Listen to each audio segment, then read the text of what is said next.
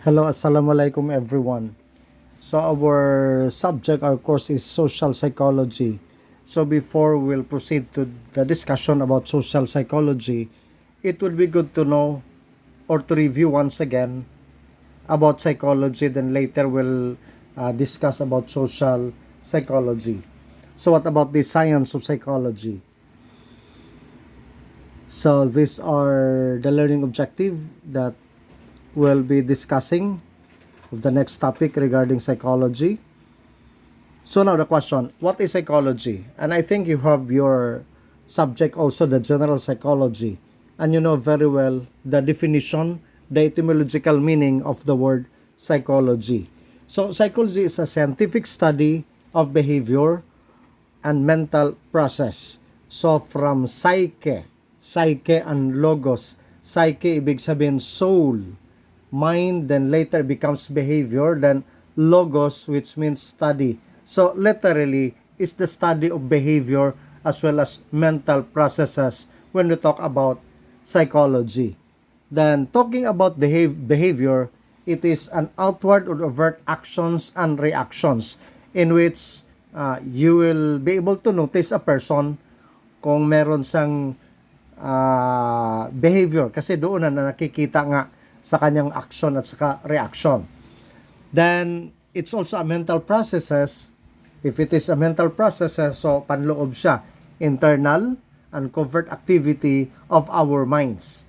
So that's all about the meaning of psychology, behavior as well as mental processes. So once again, comes from the Greek word psyche, which means soul, mind, and later it becomes behavior, then logos and study. So it talks about behavior as well as mental processes. And I think that's clear.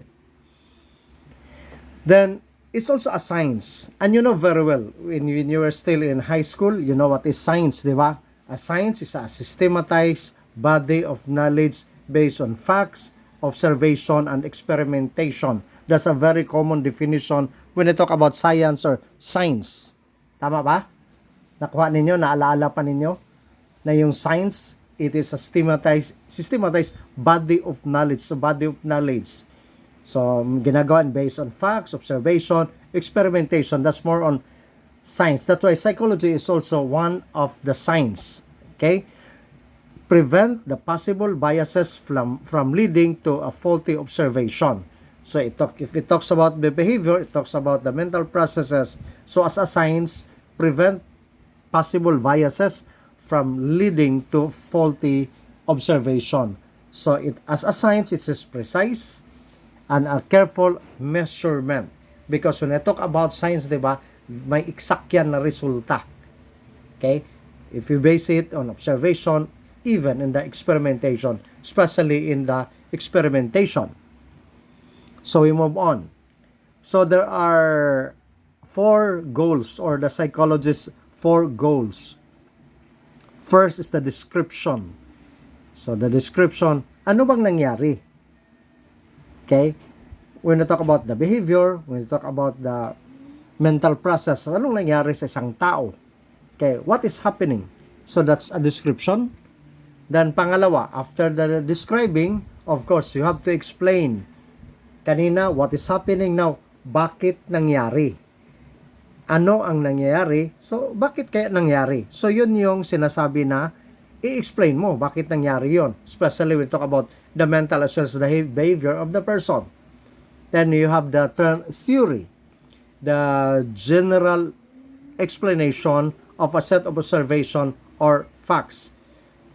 Kaya nga, may mga investigation, may mga krimen nangyari, there are a lot of theories, angles na mga titingnan para ma-explain kung bakit at saka paano nangyari. Okay? So, a general explanation of a set of observation or facts. That's a theory. Then number 3, itong hinuhulaan mo, pwede mo mahulaan, the prediction. Okay? Number 3 goals, prediction. Will it happen? Posible bang mangyayari? Posible bang gawin niya ito? Kung ito yung resulta, pwede bang mangyayari na gawin pa niya? So you can predict. Okay? Kaya nga, pwede mong mahulaan. Kasi ang science nga, may exact answer talaga. Okay? If we base in observation, if we base not only the observation, but experimentation. Okay? Once palpak, may problema. Pero dapat hindi mapalpak yun. So that you can predict, mamahulaan mo kung ano yung resulta. That's the third goal of psychology. Then the fourth, control. How can it be changed? Pwede bang mabago? Pwede bang makontrol?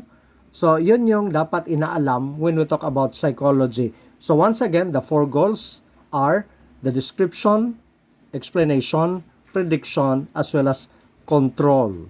And I think malinaw na yan. Next, there is a term structuralism. I think you have also encountered this one, structuralism as well as functionalism. When we talk about structuralism, it focuses more on the structure or basic elements of the mind.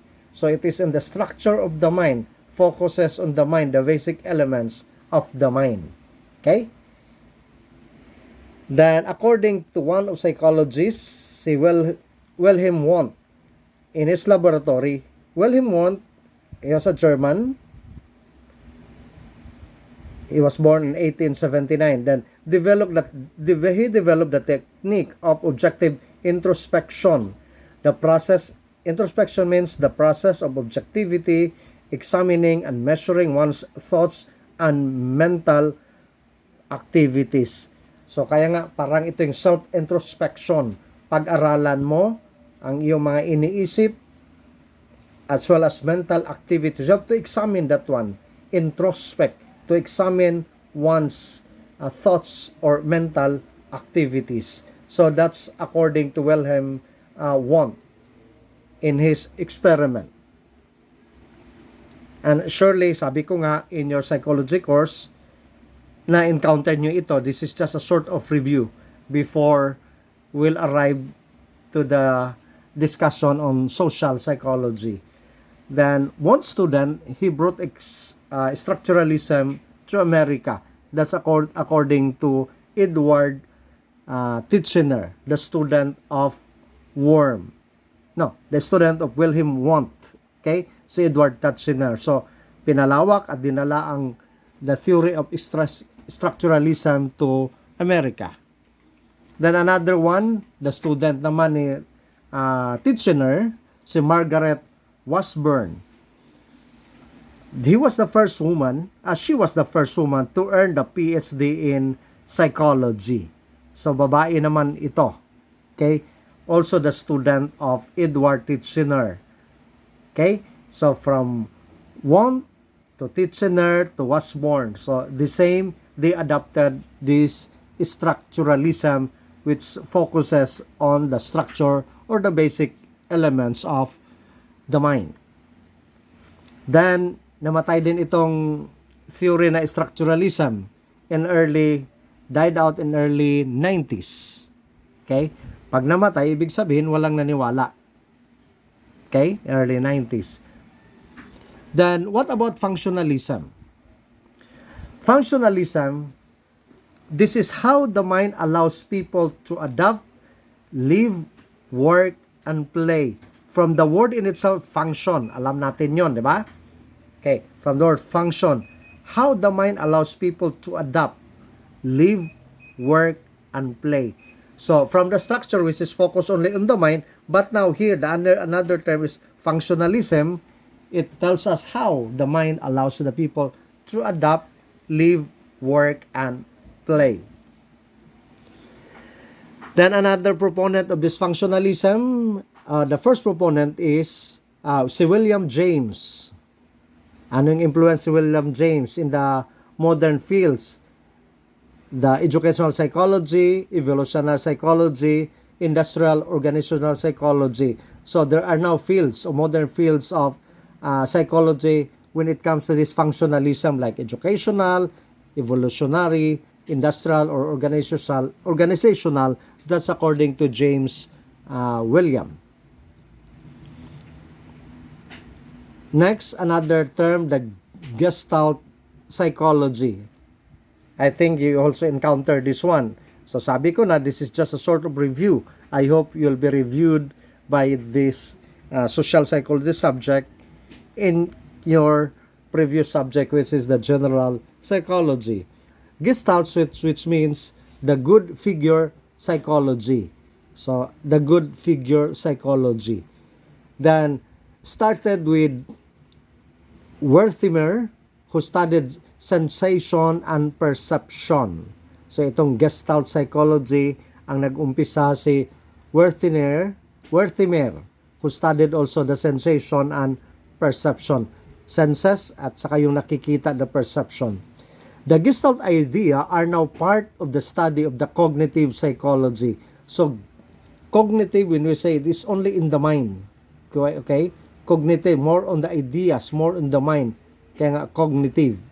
So, the Gestalt ideas now become part of this study of cognitive psychology, a field on focusing not only in the perception but also on learning, memory, the thought processes, and the problem solving. So that's more on the ideas of Gestalt, which is the study also of the cognitive psychology.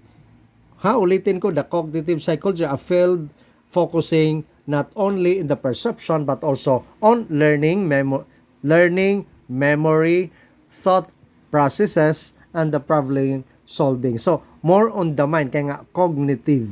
It's more on the mind. Like memory, the thought processes, and problem solving. That's more on the good figure psychology, which is known as the Gestalt Psychology. So, wag kalimutan niya na, baka lalabas yan sa ating mga quizzes saka exam. We have another term, the psychoanalysis. What about the psychoanalysis? So, this is the theory and a therapy based on the work of Sigmund Freud. I think you had also encountered Sigmund Freud. This is all about love, di ba? Naalaala pa ninyo itong isa sa mga turo ni Sigmund Freud. So, this is more on psychoanalysis. Freud's patients suffer from the nervous disorder with no found physical cause. So, yun yung pag-aaral niya. Then, Freud proposed that there are unconscious or unaware mind into which we push, repress, or of our threatening urges or desire. So, ito yung napag-aralan ni Sigmund Freud in his patient who suffered nervous disorder na wala namang makikita na physical cause. So, ang kanyang proposal, may mga unconsciousness, unaware mind into which we push or maaring gi-repress or of our threatening urges and desire. That's according to Sigmund Freud. Then he believed that these repressed urges in trying to surface created nervous disorder. Urges yung mga ginagusto natin, na gusto nating ipalabas, pero nire-repress natin. Then, lumalabas man talaga ito. Unconsciously or you are unaware na lumalabas lang. Okay? Itong mga unconsciousness natin. So, ito yung napag-aralan ni Freud. Then, he stressed the importance of early childhood experiences.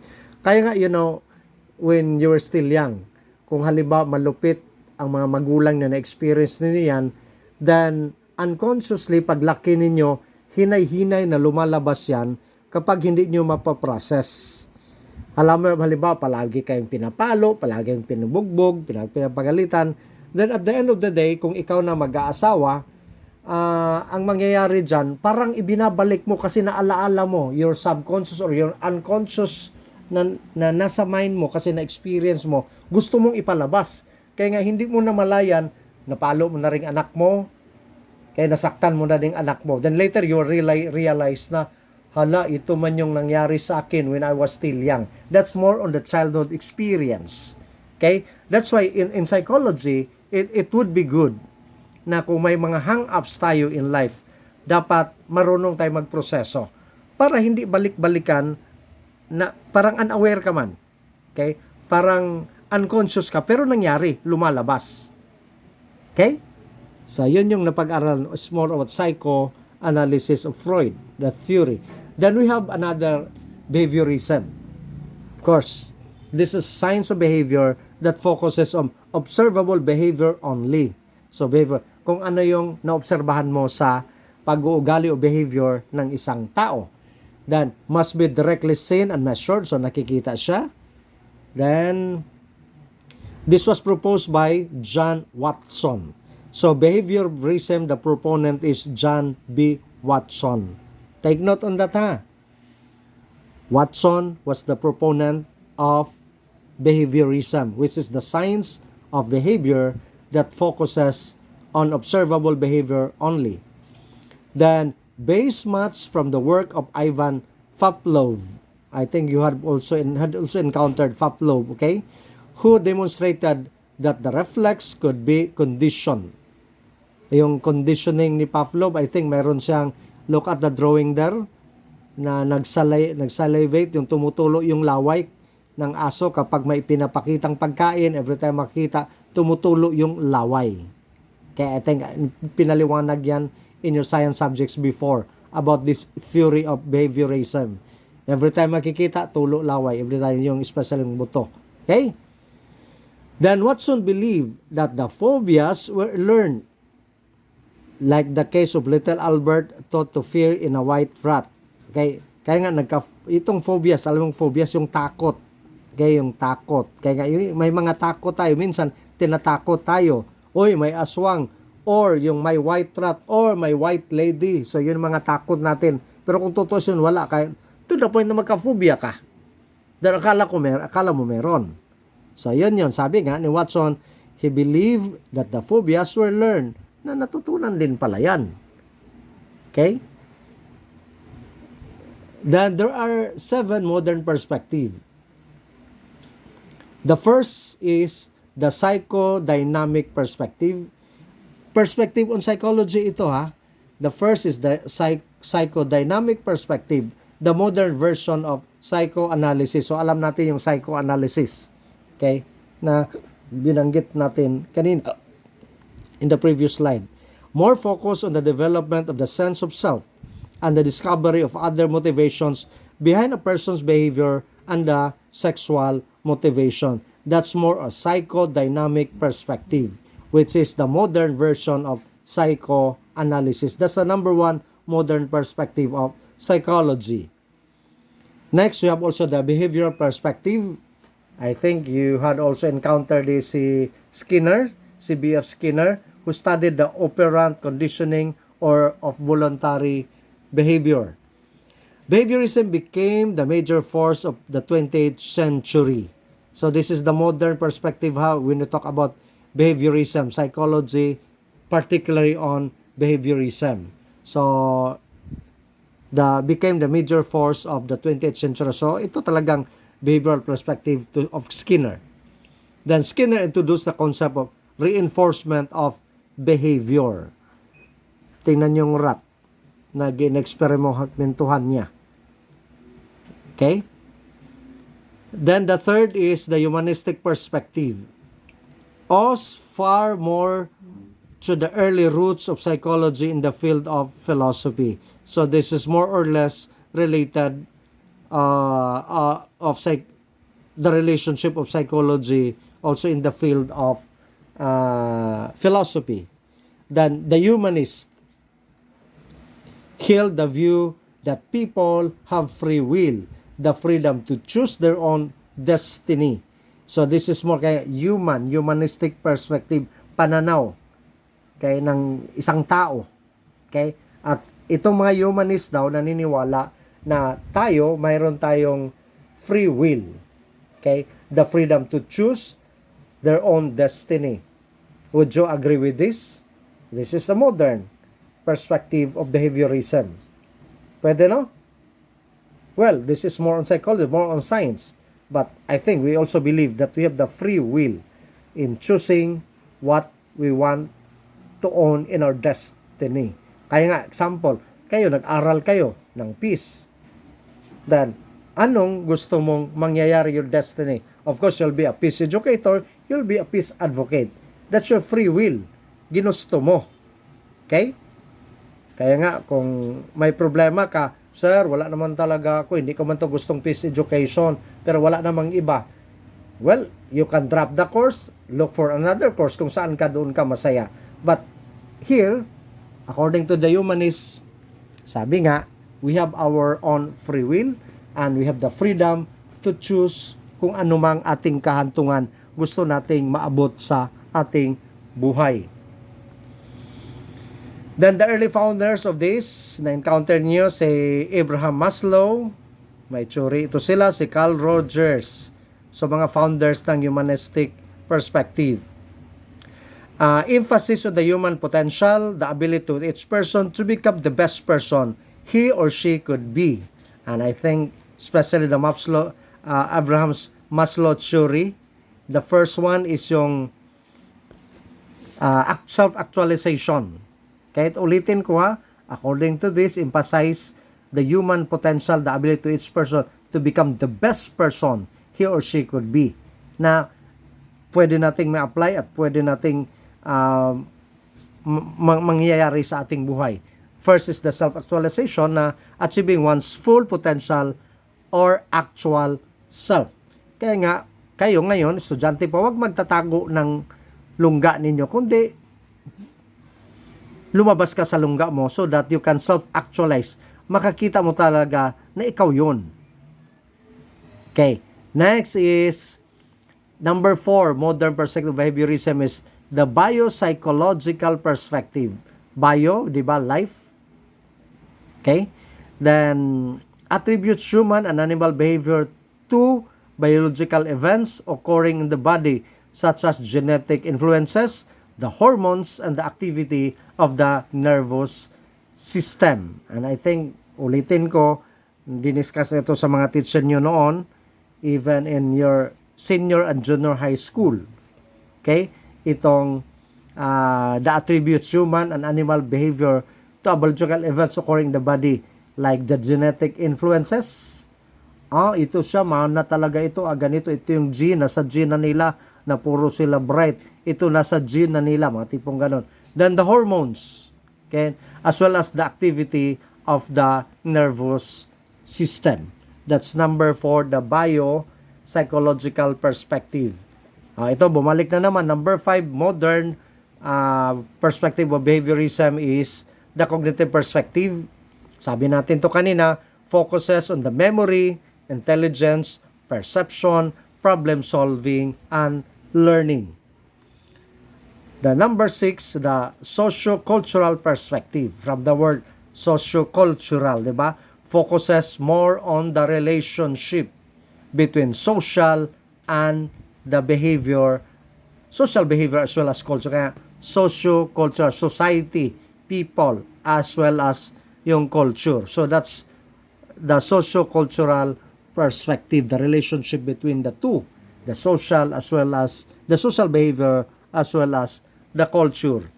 Then the last one is evolutionary perspective, which focuses more on the biological basis of universal mental characteristic that all humans shared. Okay. Evolutionary perspective.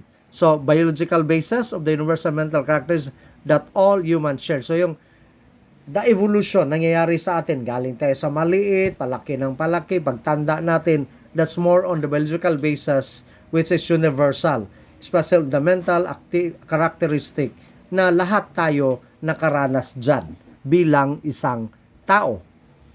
Then, looks at the way the mind works and why it works as it does. Then, behavior is seen as having an adaptive or survival value. Tingnan niyo yung mga kabataan dyan nasa picture. Bata pa sila, nag-i-evolve sila, they share the same human characteristic, mental characteristic that we share as human being. Then lumalaki sila. Okay? Then there are types of psychological professionals. First is take note on this, psychiatrist. Alam naman natin yung psychiatrist, di ba? A medical doctor who specializes in the diagnosis of treatment and psychological disorder. So, yung may mga terroring, so yun yung psychiatrist ang tutulong. Then another professional of psychology is psychoanalyst, either psychiatrist or psychologist who has special training in the theories of Sigmund Freud and a method of psychoanalysis. Yung sinasabi natin kanina, talks about in the mental process, talk about in the mind, it talks about love, itong kay Sigmund Freud. So the psychoanalyst, that's another professional. Then psychiatric social worker. So a social worker with some training in therapy methods who focuses on the environmental conditions that can have an impact on mental disorder such as poverty, overcrowding, stress, and drug abuse. So yun yung trabaho ng mga psychiatric social worker, especially pag nakaranas yung tao na mental disorder dahil pobre sila, dami-dami yung, kasi maranasan man din talaga yan.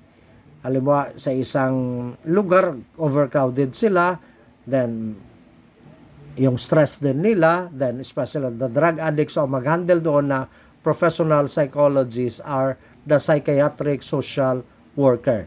And of course, you have the psychologist, a professional with an academic degree and specialized training in one or more in more areas of psychology, like counseling, teaching, research, and may be specialized in any one of the large number of areas within psychology. Sir, pwede ba tayo dito ang mga peace educator? Pwede ba tayo magiging counselor? Yes, why not? I for one also I have undergone this as counselor, a marriage counselor. I was trained for how many session. So at least may alam din tayo. Not necessarily this I'm a psychologist, pero malaking tulong ito. Okay? Then areas of specialization in psychology include clinical, counseling, developmental, social, and personality, among others. Okay? So there's a figure here about psychiatrists, psychologists, and other professionals. So hindi na natin to isa-isahin kasi hindi man tayo psychology major, pero at least if we are psychology majors, pwede natin isa-isahin ito. Sa atin nga, parang it is just a survey. This is just an preparation so that we can proceed to the social psychology. So ito yung kanilang graph. Then, what about this psychology and scientific method? Excuse. Then, when we talk about scientific method, this is a system of gathering data so that biases and errors in measurements are reduced. So, alam natin yan. Meron kayong later,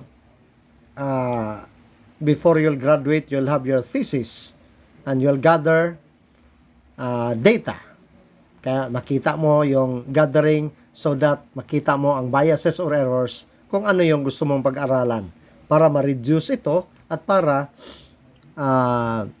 mas mapaganda ang iyong research. Then there are steps of scientific method. Perceive the question, the form a hypothesis. Yung question, especially the statement of the problem. Anyway, your research teacher will explain this one, especially pag malapit na kayong graduate, malapit yung gagawa ng inyong thesis kasi may research kayo. So ito yung mga scientific method. First, perceive the question. Kaya nga may tanong talaga yan. Then form an hypothesis.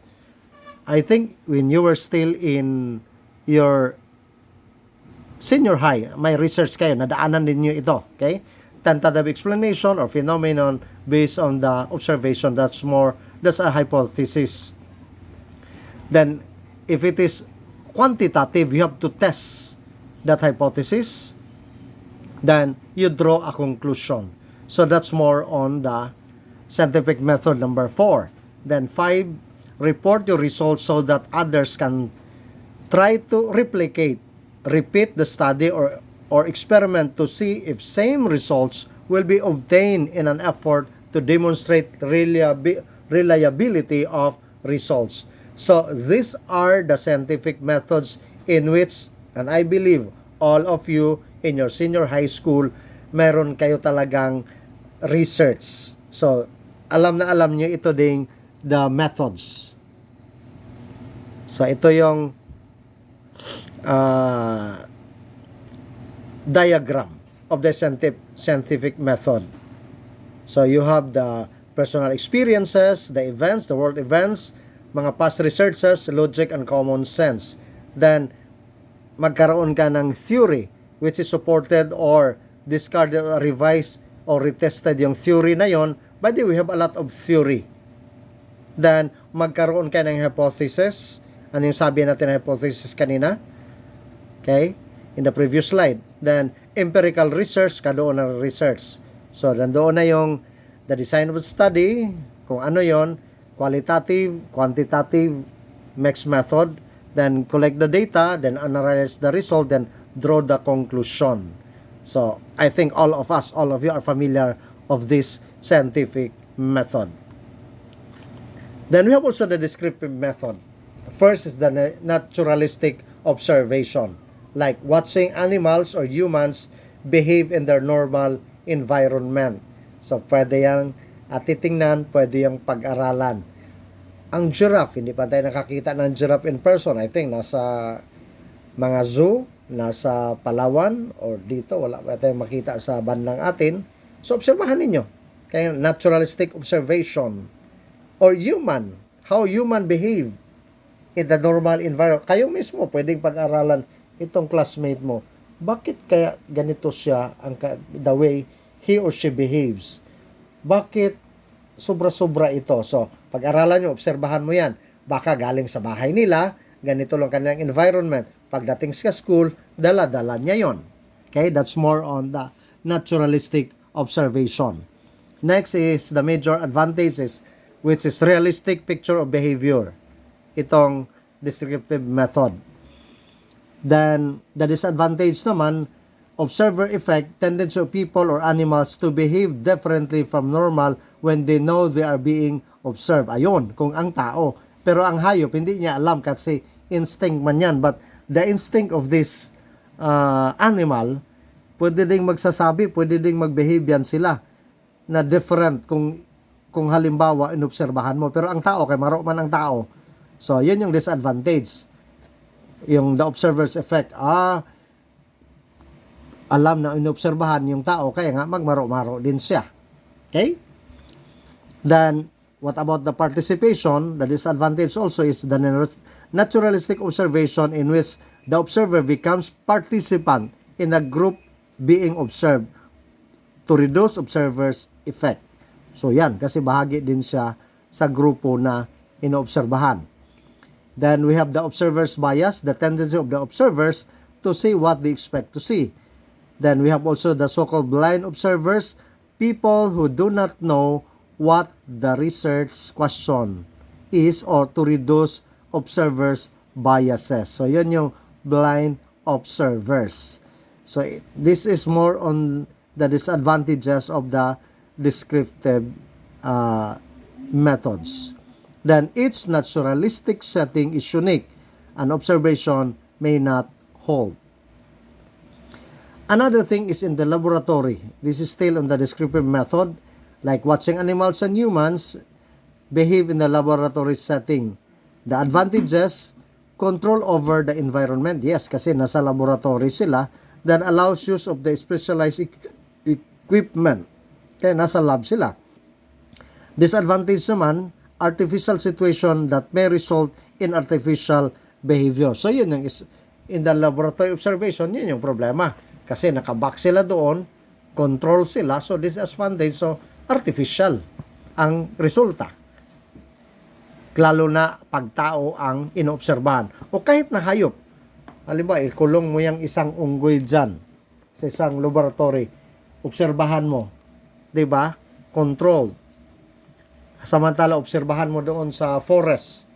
Ayun, mas malaya doon. So, magkaiba talaga ang resulta. Okay?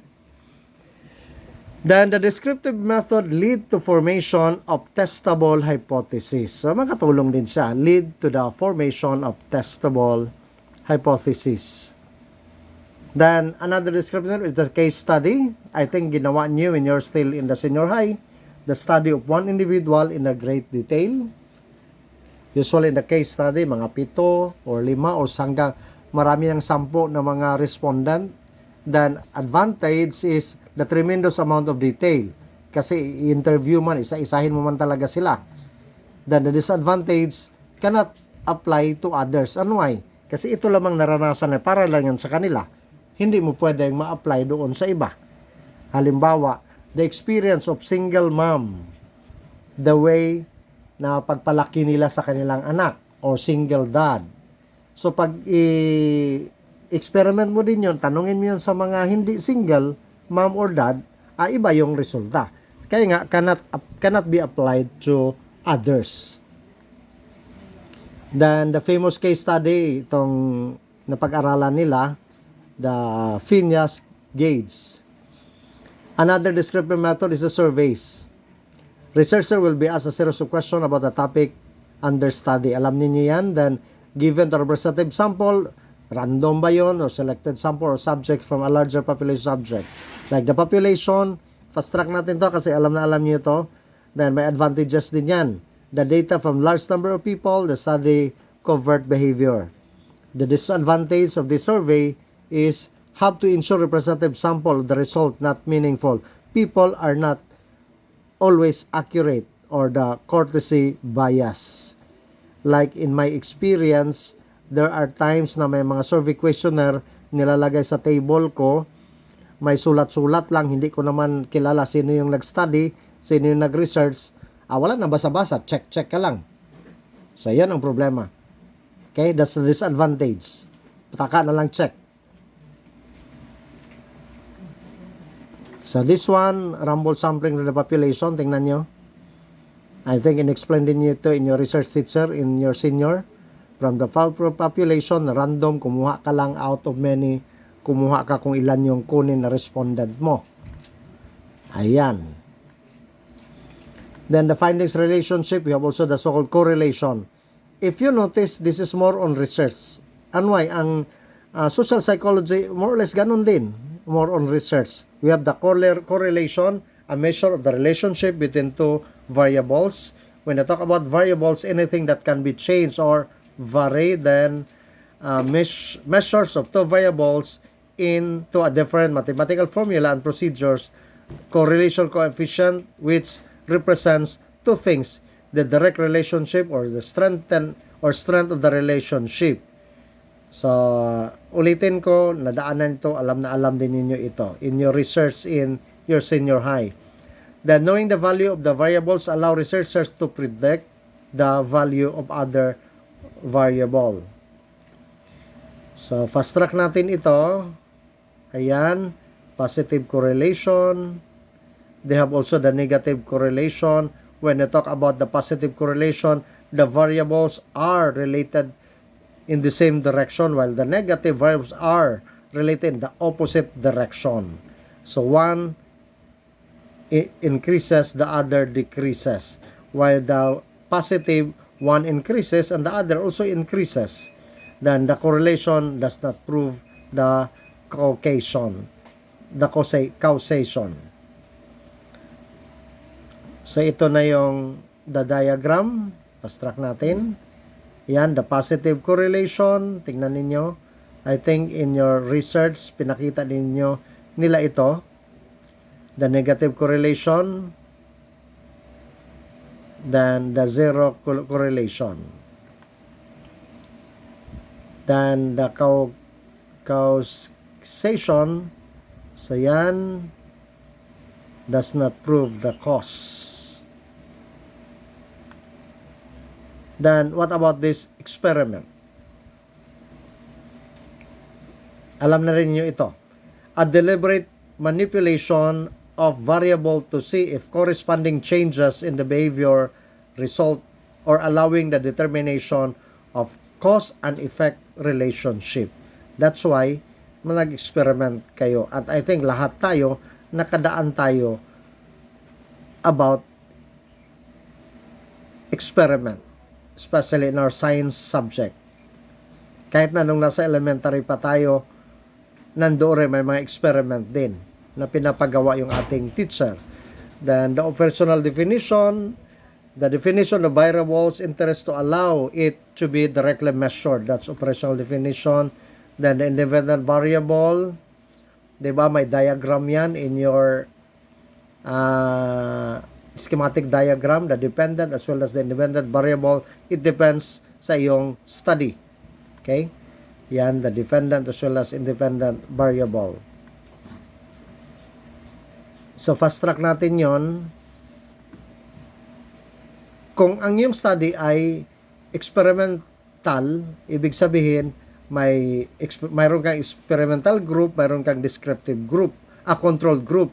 Kagaya sa akin, when I took up my master's degree in Filipino, ang nangyari is, experimental man yung study ko, ang paksa kay Filipino man yon, ang bisa ng wikang Filipino sa pamimilosopiya. So, ang isa itinuro ko sa English, ang isa control itinuro ko sa Filipino. So, yun yung more on experimental research.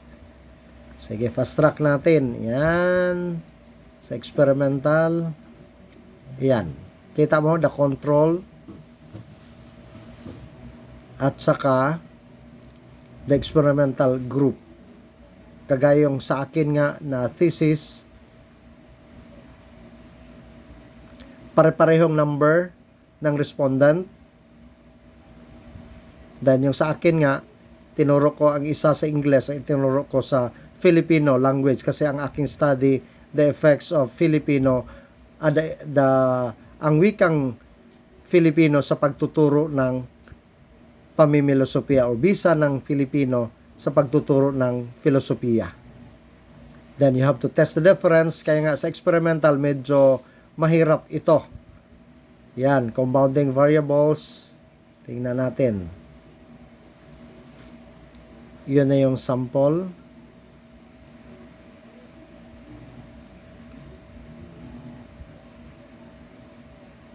Okay, what did you notice with the sample? Parehong numbers, experimental, pero mas malaki ang control group. That's the compounding variables.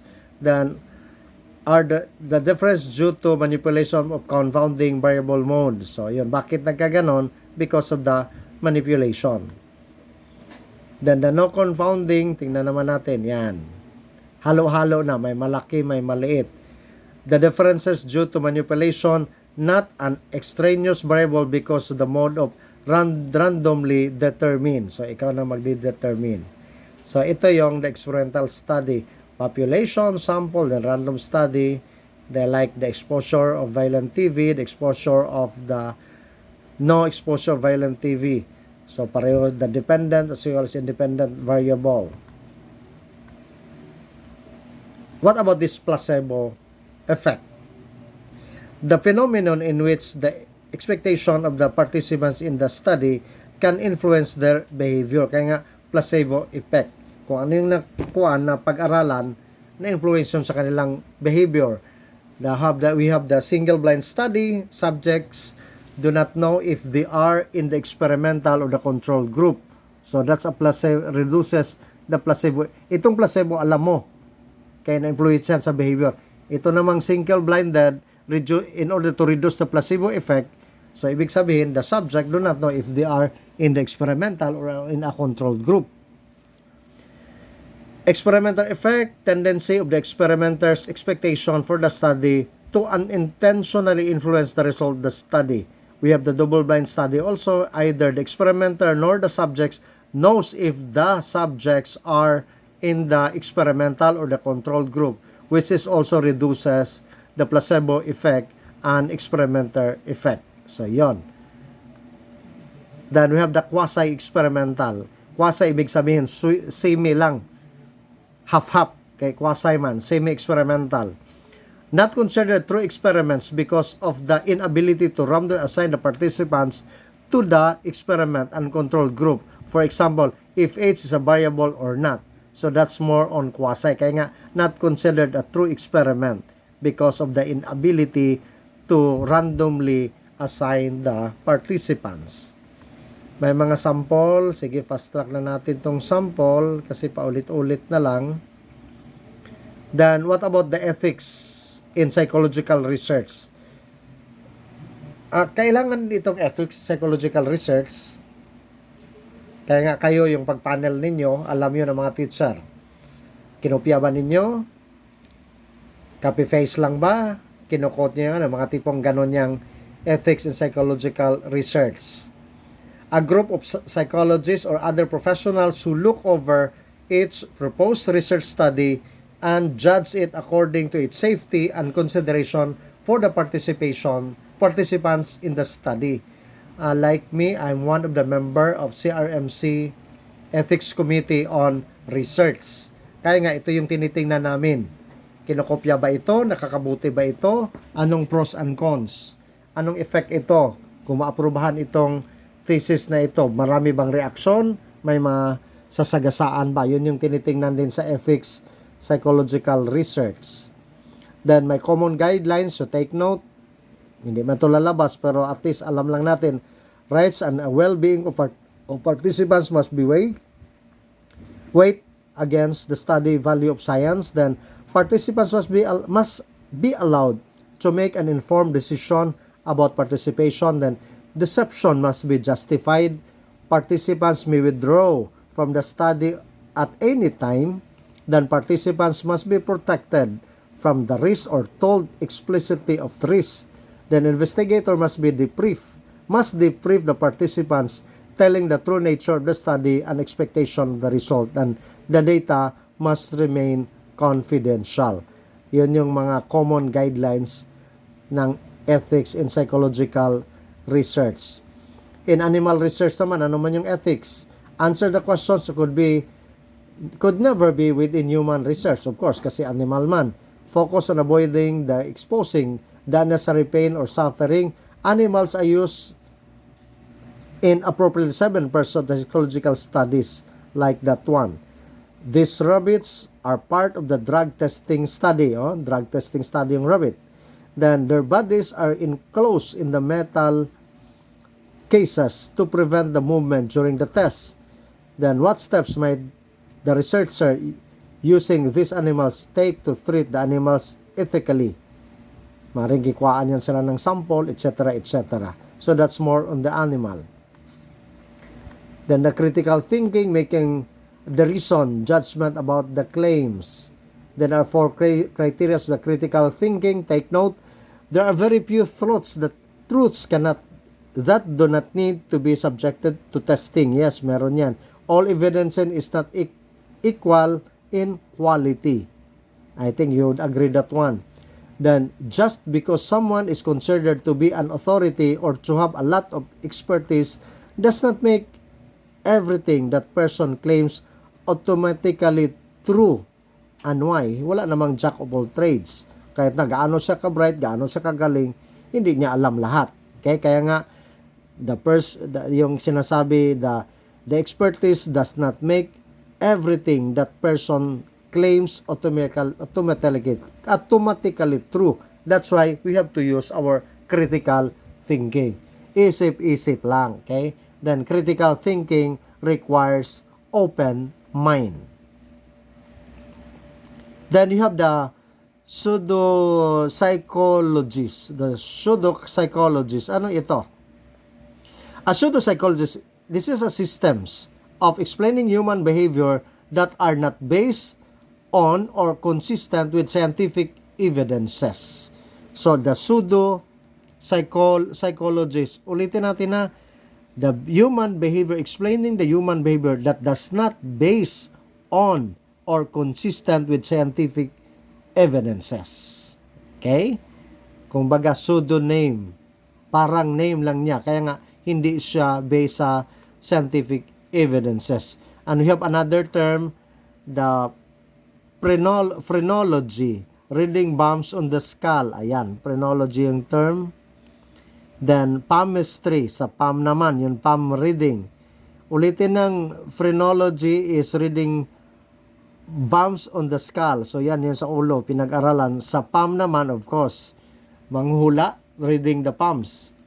Then, you have another term, Graphology, analysis of personality through handwriting. Kapangit-pangit yung handwriting, ibig sabihin pangit ang personality niya. Kaya nga sinasabi in psychology, your writing reflects your personality. Then magsabi yung iba, bakit ang doktor, pangit-pangit yung handwriting, bakit ganito ganyan? Bright man siya. But ang psychology, may sinasabi talaga, your writing reflects your personality. Kaya nga, mayroon tayong tinatawag na graphology. This is an analysis of personality through handwriting. Okay? Then, application of the critical thinking can be applied through astrology or the sudo psychology. Yung mga stars na yan. So, fast track lang natin ito. Yan. So, these are the resources of our first discussion regarding our review in psychology. So, yan. So, I hope you learned something. You are being reviewed. So, nare-review tayo sa tinatawag nating psychology. So, thank you. God bless everyone. Dalaygon ang Diyos.